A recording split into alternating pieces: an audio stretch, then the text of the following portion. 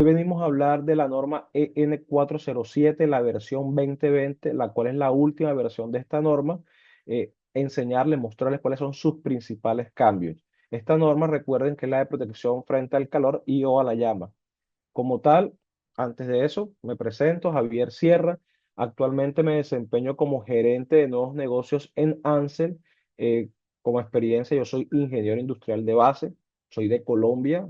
He trabajado más de 18 años en seguridad y salud en el trabajo, duré casi 15 años liderando equipos de seguridad y bueno, seguridad industrial, salud ocupacional y seguridad de procesos en diferentes compañías petroquímicas, mineras, etcétera. Entonces tengo algún grado de competencia en este tema. Ya hace que 3 años y pico estoy con Ansel. Anteriormente, bueno, yo estuve en una transición, venía de Kimberly con la marca Klinga. Actualmente con Ansel más o menos año y medio, que fue que se dio la fusión entre la marca Klinga y la compañía Ansel. Igual tengo diferentes estudios en todo lo relacionado con seguridad industrial. Antes de empezar y de hablar de esta norma, es importante que recordemos algunos conceptos básicos que están asociados a todo lo que es asociado a calor, que es lo que la protección que brinda o que trata esta norma. Como primer concepto está el concepto de temperatura. Como todos sabrán, la temperatura básicamente lo que mide es qué tan caliente o qué tan frío es un objeto o un lugar. Normalmente está asociado con el movimiento de las partículas. A mayor movimiento de las partículas, mayor calor o mayor temperatura. A menor movimiento de partículas, menor temperatura. La temperatura por lo general se mide en grados y los grados pueden ser grados Celsius, grados Fahrenheit o grados Kelvin. Aquí en Latinoamérica, la unidad de medida que más se utiliza es la de grados Celsius y en Estados Unidos Fahrenheit, que es otro tipo de cálculo. Igual como la temperatura, también está el tema del calor. El calor básicamente es una forma de energía que se transfiere de un objeto a otro. Y por lo general pasa de un cuerpo más caliente a un cuerpo más frío buscando el equilibrio térmico. ¿Qué es el equilibrio térmico? Básicamente cuando los dos cuerpos alcanzan una misma temperatura. Siempre que un cuerpo está más caliente, trata de transferir ese calor a otro cuerpo y logrando el equilibrio térmico. Ya van dos conceptos importantes a tener en cuenta. Otros conceptos importantes son los mecanismos de transferencia de calor. ¿Y por qué esto? Porque cuando hablamos de la norma, muchos de estos mecanismos están implícitos en la norma. ¿Cuáles son los tres principales mecanismos de conducción del calor? Existen tres. El primero es la conducción. Cuando hablamos de conducción, estamos refiriéndonos, por ejemplo, bueno, estamos refiriendo cuando hay una transferencia del calor por un contacto directo. Aquí en la imagen es que ustedes, denme un segundo y les coloco aquí el cursor. En la imagen que usted observa, ven una olla que tiene un asa. Esta asa al inicio se va calentando, pero por este mecanismo que se llama conducción, el calor se va transmitiendo a lo largo del asa, de un extremo hasta el otro extremo, y esa forma de transmitirse el calor se llama conducción. La otra forma bastante conocida es la convección, que es cuando se da la transferencia del calor a través del movimiento de los fluidos. Aquí también podemos ver un ejemplo, en este caso en esta olla hay agua y el agua pasa, el agua fría se encuentra arriba y el agua caliente y ellas van rotando, logrando que al final haya una temperatura homogénea dentro del agua. Y eso se llama también, eso se le conoce como convección. Igual este mecanismo de transferencia puede ser natural, que es por diferencias de densidades, o forzada. Un ejemplo de forzada es cuando nosotros colocamos la mano sobre una llama donde el aire se calienta y la llama nos calienta la mano. Otra forma es cuando el aire acondicionado enfría un espacio. Eso también es una forma de convección. Y la tercera forma de mecanismo del calor o de transferencia de calor es la radiación. La radiación básicamente es la transferencia de energía a través de ondas magnéticas. El mejor ejemplo es el Sol. El Sol está a millones de años luz de la Tierra, pero a través de las ondas electromagnéticas, él alcanza a calentar la superficie terrestre. Entonces, ese es un ejemplo de radiación. Ok, hasta ahí, todos claros. Estos son conceptos básicos, pero sí es importante refrescarlos para tenerlos presentes. Igualmente, así como hablamos de estos mecanismos, también es importante hablar de las características principales de los cuerpos. Uno puede ser conductividad térmica. ¿Qué es la conductividad térmica? Es la capacidad de un material para transferir calor, básicamente, y esto va a depender de la diferencia de temperatura que existe y el área de contacto. A mayor temperatura y área de contacto, la transferencia o la conductividad va a ser mayor. Esta es una característica propia de los materiales. Hay materiales que tienen mayor conductividad térmica y hay materiales que tienen menor conductividad térmica. Acá hay un ejemplo. Por ejemplo, la plata es altamente conductora, la madera tiene baja conductividad térmica y así sucesivamente los diferentes materiales. Todos los materiales tienen un índice de conductividad, llámese alto o llámese bajo. Y lo opuesto a la conductividad térmica se le conoce como resistencia térmica. Y esto es importante porque este es el principio que utilizan las protecciones. Cuando hablamos de resistencia térmica, es básicamente es la capacidad de un material a oponerse al flujo del calor. Cuando decimos oponernos, no quiere decir que nunca se va a calentar. Sí, llegará el momento de que esta resistencia será vencida, pero hay unas que son más rápidas y otras que son más lentas. Entonces, a mayor resistencia, el calor pasa muy lento, a menor resistencia, el calor pasa más rápido. Un ejemplo, la cerámica. La cerámica es un material que tiene alta resistencia térmica. Se utiliza mucho en recipientes que necesitan retener o retardar la temperatura. Por ejemplo, el asbesto también tiene alta resistencia térmica. El aluminio en los trajes aluminizados tiene alta resistencia térmica. Entonces, por eso es importante entender qué es este concepto, porque muchas de las protecciones que vamos a utilizar para las manos o el cuerpo necesitan materiales que tengan alta resistencia térmica. Ahora sí vamos a entrar un poco más en detalle acerca de la norma. Les decía que esta norma es la versión 2020. Esta norma, la previa era del 2004, o sea, 16 años duró la norma para ser actualizada. Aquí en este slide hay un resumen de las modificaciones que más adelante vamos a desarrollar en más detalle. Por ejemplo, la norma tuvo un cambio en el título. Este cambio básicamente se da para modificar o incluir la protección de equipos de protección personal en el hogar, por ejemplo, lo que se utiliza en las cocinas. Igualmente, unos ajustes en las exigencias del cumplimiento de la norma EN 388. Para los que no saben, esta norma es la norma de riesgo mecánico en protección manual. Anteriormente, la norma te pedía que tuviera un desempeño mínimo en unas variables que se evalúan en esta norma. ¿Cuáles son las variables? Básicamente son todo lo asociado a el desgarro y la abrasión. Eso es lo que decía la norma anteriormente. Actualmente ya quitaron o eliminaron el requisito de abrasión y solamente quedó el requisito de desgarro. Estas variables, el desgarro se evalúa en 4 niveles y te piden que al menos tenga el nivel 1, o sea, el nivel más bajo. Si no lo tiene, no puede cumplir con la norma EN 407. Adicionalmente, se amplió el alcance ya no solamente a protección manual, sino a otro tipo de protecciones. Se incorporaron unos requisitos de longitud mínima asociados a la protección a salpicaduras de metales fundidos. Si el guante o la protección va a incluir este tipo de protección, debe cumplir con unas medidas mínimas. O sea, ya no va a tener, ya por lo menos si yo digo que protejo frente a salpicaduras de metal fundido, mi guante tiene que cumplir con una medida establecida dentro de la norma. Más adelante vamos a ver un cuadro resumen con esto. Adicionalmente, los métodos de ensayo sufrieron mejora entendiendo que hay nuevas tecnologías. Por ejemplo, anteriormente en la prueba que se hacía de resistencia a la llama, necesitaban que se estuviera expuesto el material a una ignición de 15 segundos. Actualmente ya se solicita 10 segundos. Igualmente se está diciendo que si se declara que un guante tiene una resistencia a la llama 3 o 4, que son los mayores niveles de resistencia. En este tema de, bueno, cuando se pide metal fundido, tiene que tener sí o sí un nivel de resistencia a la llama 3 o 4. O sea, son dependientes. Si yo digo que cumplo con resistencia a metal, debo tener resistencia a la llama. Si no lo cumplo, no puedo decir lo otro. Y así sucesivamente fueron saliendo algunas modificaciones en los métodos de ensayo que más adelante los veremos ya en detalle. Adicionalmente, en las instrucciones de uso que son obligatorias al entregarse el elemento, se agregaron algunos mensajes que son clave para que el usuario al momento de recibir el EPP los tenga presente y le dé un buen y correcto uso a estos elementos. Y por último, que creo que es el mayor cambio que sufrió la norma, fue la inclusión de un nuevo pictograma. Anteriormente solamente existía un pictograma, hoy existen dos pictogramas. Más adelante lo vamos a ver. Hasta aquí, bueno.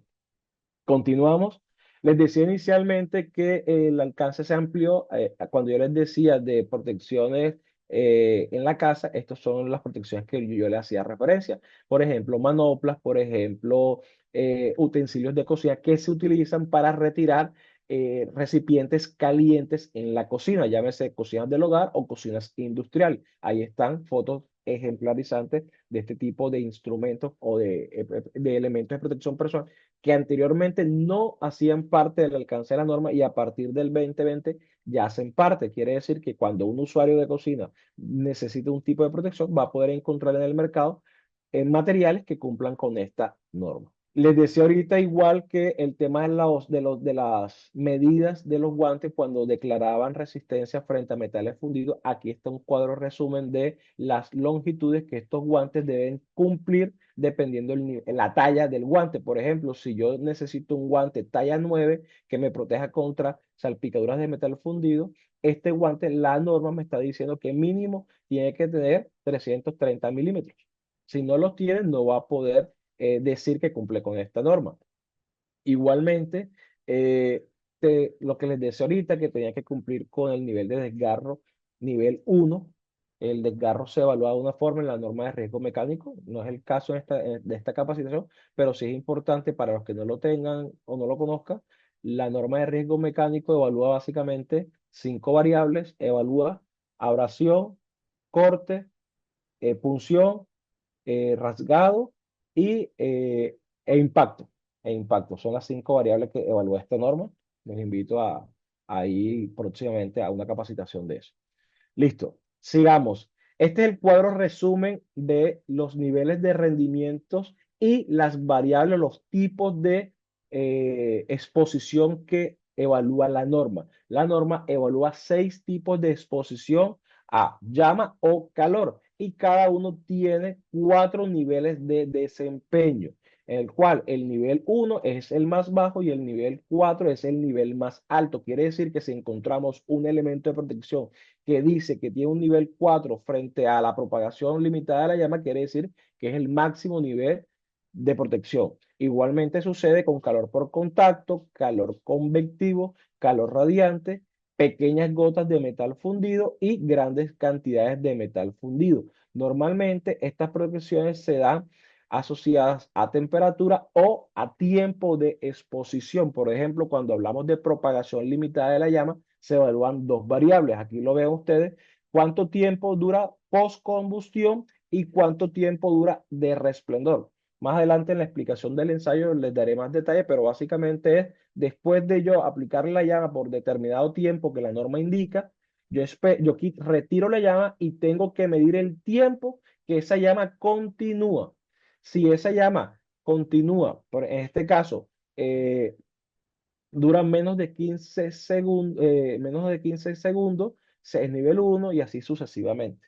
Entonces, es importante que nosotros entendamos cuáles son las variables de la norma. Cuando la norma, hay una variable de esta que no la supera, usted va a encontrar una X. Normalmente va a encontrar debajo del pictograma 6 letras o 6 números y en la posición de un número que encuentre una X quiere decir que o no fue probado contra esa variable o no superó la prueba y va a encontrar una X. Y ahora en detalle les voy a mostrar más adelante un ejemplo cómo lo podemos observar. Ahora sí les decía que hay 6 formas o de exposición. Cada forma de exposición, la norma nos indica una forma de evaluarla. En este caso, la primera exposición que se evalúa es la exposición a la llama o resistencia a la inflamabilidad, que ahora se llama de esa forma. En este caso, ¿qué se hace? Se somete el material del guante, llámese cualquier tipo de material que exista, se le somete a una llama, a una ignición por un tiempo. Por lo general, este tiempo de ignición son 10 segundos y se mide el tiempo que demora la llama en apagarse y se mide el tiempo que dura resplandeciendo ese punto caliente.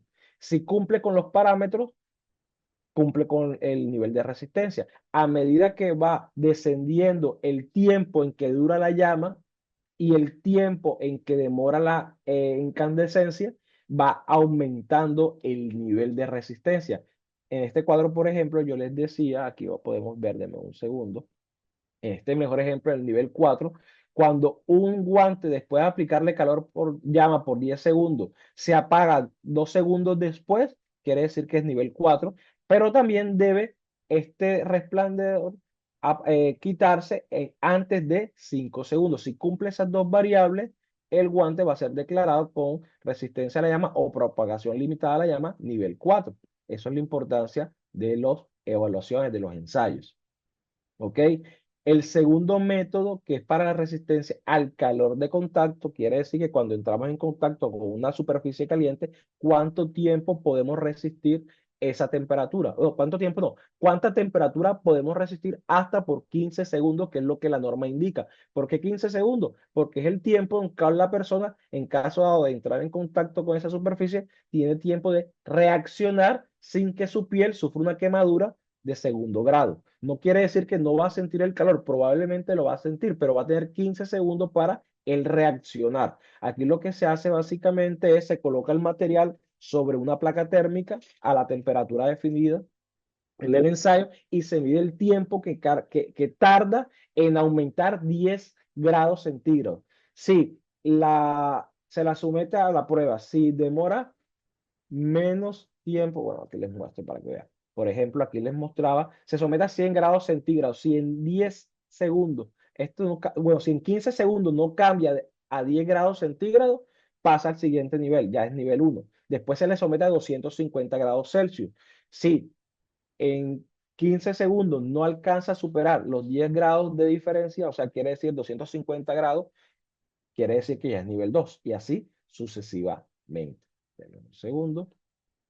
Igual, en el método 3 que es para la resistencia al calor convectivo, recuerden que ahorita yo les decía que el calor convectivo es cuando hay una transferencia del calor ya a través de un medio, en este caso el ejemplo de la imagen es a través del aire, no necesariamente tiene que estar pegado a la candela, sino que hay una distancia. Ahí se mide también cuánto tiempo demora en hacer un cambio, ya aquí no son 10 grados centígrados, sino 24 grados centígrados.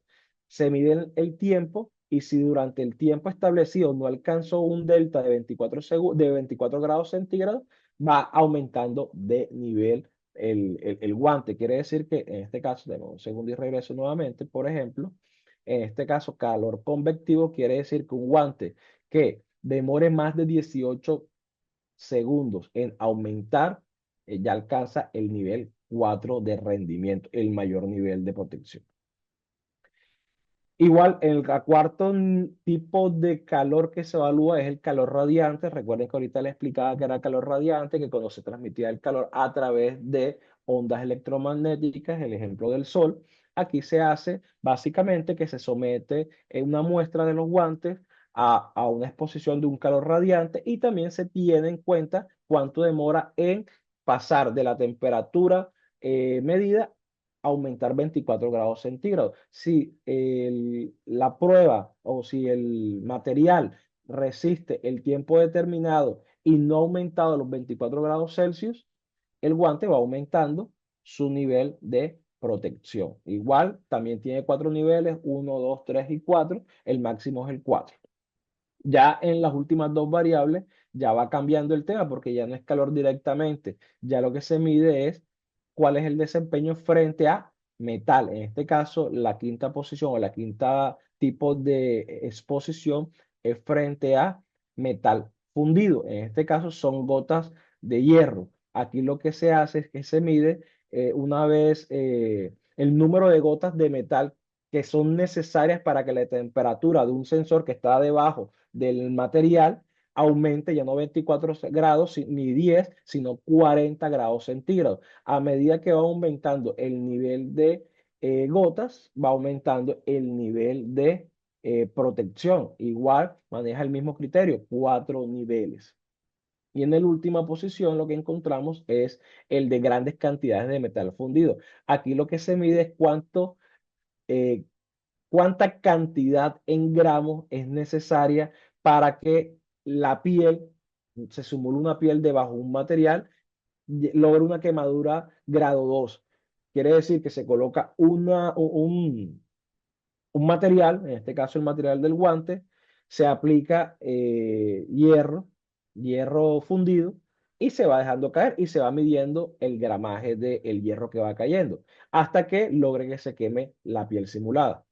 Aquí lo máximo que dice la norma, revisemos para que vean, son 200 grados. Un guante que te resiste metal fundido 200 gramos, te va a decir que es un guante nivel 4. Igual recuerden lo que les decía ahorita, para poder lograr los niveles 3 y 4, tanto de metal fundido como gotas de metal fundido, necesitas tener un nivel de resistencia a la llama de 3 mínimo. Entonces, eso sí, es como son excluyentes. Si no se logran los dos, no pueden declararse el mayor nivel de resistencia tanto a gotas como a proyectil de metal fundido. ¿Ok? Aquí le está entonces dando el resumen de las 6 niveles o de los 6 tipos de exposición a calor radiante. Y bueno, listo. Entonces, ya hablamos de los ensayos, ya hablamos de los niveles de las longitudes. Igual lo que les decía ahorita, que hay ciertas excepciones, no, hay ciertas necesidades dentro de la evaluación. Aquí está el resumen que les decía ahorita, los niveles de rendimiento que necesitamos para poder declararse nivel 4 o 3 en protección frente a metales. No hagamos énfasis ahí. Y creo que lo que más querían ustedes, porque la gran mayoría de personas considera que el mayor cambio que tuvo la norma en la reciente actualización fue el tema del pictograma, que es asociado al marcado e información del mismo. La norma en esta nueva versión indica que se podían aplicar 2 tipos de pictogramas. Sin embargo, no se pueden utilizar los dos juntos. Te dice, puedes utilizar el pictograma antiguo o el pictograma. No, ¿de qué va a depender? De los resultados en las pruebas. ¿Y en cuál prueba específicamente? En la primera prueba, que es la de propagación limitada a la llama. Para poder seguir utilizando el, el pictograma de la llamita, sí o sí, es necesario, es obligatorio, es mandatorio que al menos se ha declarado el guante nivel 1 en la prueba de inflamabilidad. Recuerden esta prueba, la que le aplican llama directa y validan cuánto tiempo demora la llama, una vez retirada, la llama en el material del guante en autoapagarse. Y adicionalmente, la incandescencia que ahí queda, quiere decir como los rojitos, cuánto tiempo demora en apagarse. Si logró esta nivel 1, se le puede colocar al guante este pictograma y aquí en la primera posición le van a colocar el nivel 1 o el 2 o el 3 o el 4 de acuerdo a lo que obtuvo en la prueba, pero al menos debe ser 1. Si no lo logra, si en esta prueba no alcanzó el nivel 1 porque o no se sometió a esa prueba o no logró el tiempo, se le debe colocar este pictograma que básicamente es una onda o una resistencia. Yo le digo resistencia, pero en realidad es una onda. Se coloca. Este es el pictograma que van a tener esos guantes que no lograron este nivel de resistencia. Se sobreentiende que esos guantes no están eh, destinados para protección frente a llama. Entonces, estos son los 2 pictogramas. La inclusión del pictograma de la llama y de la resistencia va a depender de los resultados. Un ejemplo que les voy a dar es este. Por ejemplo, en el caso 1, un guante resistente al fuego. En la norma anterior, usted veía este guante con este pictograma de la llama y te decía 321 triple X. ¿Qué significa esto? Que tiene nivel 3 de resistencia a la inflamabilidad o a la llama, nivel 2 de calor por contacto, nivel 1 por calor convectivo, y no se hizo o no pasó la prueba por calor radiante, salpicaduras de metal fundido y grandes cantidades de metal fundido. En la versión actual de la norma no va a cambiar el pictograma. ¿Por qué? Porque obtuvo 3. Quiere decir que cumplió con el criterio que implica la norma, que al menos debe tener 1.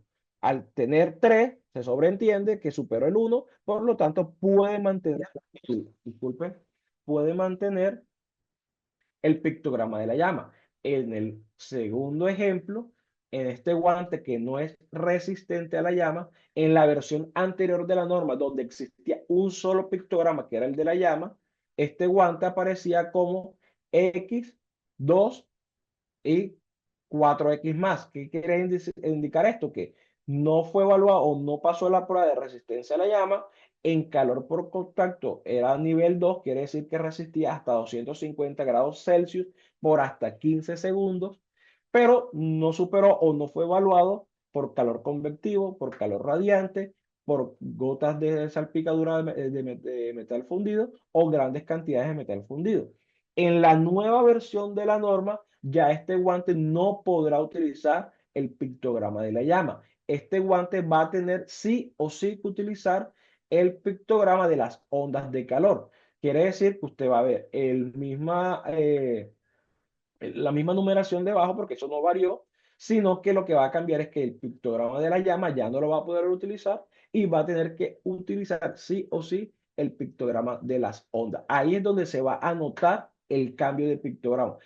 En los guantes que no tienen un nivel de resistencia, al menos 1 en contacto con llama o propagación limitada de la llama, como lo llama la norma actualmente.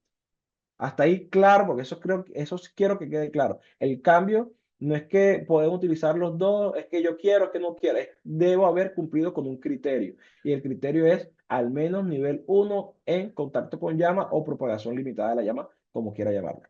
Por último, la información que también, bueno, el tema que cambió fue asociado a información. ¿Y dónde está la información? Está en las IFU o instrucciones de uso que se le da al usuario, de uso para el usuario.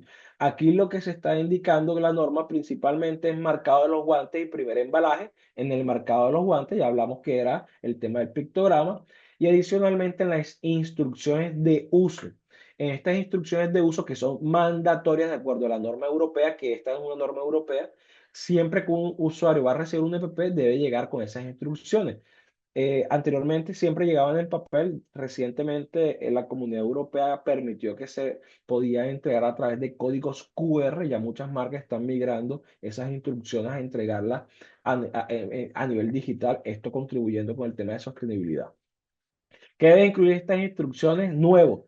Primero, debe indicar la zona exacta de protección. ¿Qué sucede? Hay guantes que solamente tienen la resistencia en la palma y no en el dorso. Eso lo debe indicar las instrucciones para que el usuario sea consciente cuál es la parte del cuerpo o de la mano que va a estar protegida. Igualmente debe haber una advertencia si no hay protección contra la llama. Se sobreentiende que al tener la X no protege contra la llama, sin embargo debe haber una advertencia, un warning para que la gente o el usuario tenga esa noción. Igualmente, el guante debe tener una advertencia si no puede retirarse rápido en emergencia.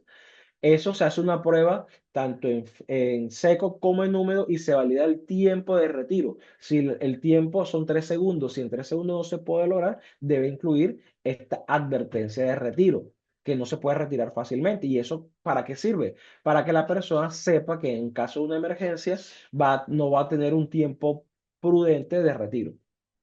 ¿Ok? Y ya les decía que la prueba debe ser tanto en seco como en húmedo. Y si en alguna de estas dos situaciones no supera la prueba, se debe dejar claro, mira, no se puede retirar, no se puede retirar rápido en seco o no se puede retirar rápido en húmedo, porque son contextos o ambientes donde el usuario lo puede utilizar. Igualmente, indicar si el guante contiene refuerzos. Eso es mandatorio ahora que esté dentro de las instrucciones de uso. Adicionalmente, si protege contra grandes salpicaduras de metal fundido, si cumple con este criterio, debe avisar que al momento de que el guante se ha impregnado con estas salpicaduras de metal, debe retirárselo inmediatamente para que la persona sea consciente que a pesar que el guante tiene este nivel de protección o este tipo de protección, no significa que él puede trabajar con ese guante forever and ever. Quiere decir que eso es un mecanismo de protección momentáneo. Le cayó, no te quemó, pero te lo debes retirar inmediatamente. No debes seguir trabajando con ese guante impregnado con ese metal fundido. ¿Por qué? Porque ese metal fundido ahí va a seguir trabajando y llegará el momento que venza la resistencia, lo que les explicaba ahorita. Resistencia no significa que no va a calentarlo, llegará el momento que ya lo pasa. Igualmente, debe aclarar que el guante no elimina el riesgo para que el usuario sea consciente que este es un mecanismo de protección, pero es un mecanismo de protección momentáneo. No es que este guante lo va a proteger horas y horas frente al metal incandescente o fundido en ese momento. Ey, es una barrera momentánea el cual te sirvió y tú debes despojar inmediatamente. ¿Esto por qué se hace? Porque hay muchas malas interpretaciones de los usuarios y creen que los EPP los vuelve más fuertes, los EPP les da poderes y no es así. El EPP recuerden que es una barrera y es una barrera la última, es la última. Y como la última también debe ser un fusible, al momento que el fusible se usa, se descarta. ¿Ok? Hasta aquí estos son los principales cambios que ha sufrido la norma en esta nueva versión. Esta es una de las normas que más tiempo tenía sin haberse actualizado. Igualmente, esta norma se dio su actualización en el 2020 y a partir del 2021 fue que se fue haciendo la conversión. ¿Qué sucede? ¿Cuándo se hacía la conversión? Cuando el certificado del guante perdía la vigencia. Entonces, por eso habían guantes que aún en el 2021, aún en el 2022, hasta en el 2023 todavía contaban con la norma versión 2004, sino que la misma norma te da un tiempo para que tú hagas esas adecuaciones basado en el tiempo que tiene el certificado de expedición.